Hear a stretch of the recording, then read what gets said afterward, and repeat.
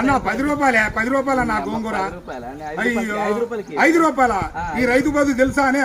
ఈ రైతు పత్తి బండి ఇచ్చినా, మిర్చి బండి ఇచ్చినా, చెనక్కాయ బండి ఇచ్చినా, ఏం బండి ఇచ్చినా ఏం ఫలితం ఉంది రైతు కాడ? అరే రైతు బాధ తెలుసానే అన్న? ఇది ఒకటి తెలుసా? రైతు బాధ తెలుసా?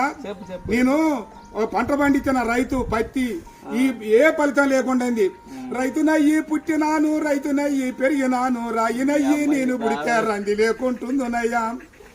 పత్తి పంట నేను ఏతే మిత్తి కన్నా ఎల్లలే. ఏం బతుకు ఏం బతుకు ఈ రైతు బతుకు చూడరా, ఏం బతుకు ఏం బతుకు.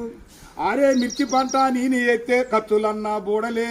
ఏం బతుకు ఏం బతుకు ఈ రైతు బతుకు. ఈ బతుకు నేను బతుకాను.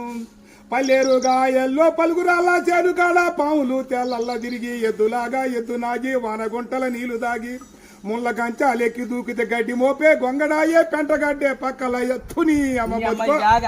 ఏం బతుకు ఏం బతుకన్నా ఈ రైతు బతుకు ఏం బతుకు?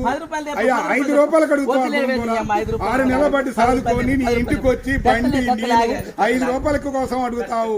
ఈ రైతు బతుకు ఎక్కడైనా చూసుకోలేవా? అయ్యయ్యో.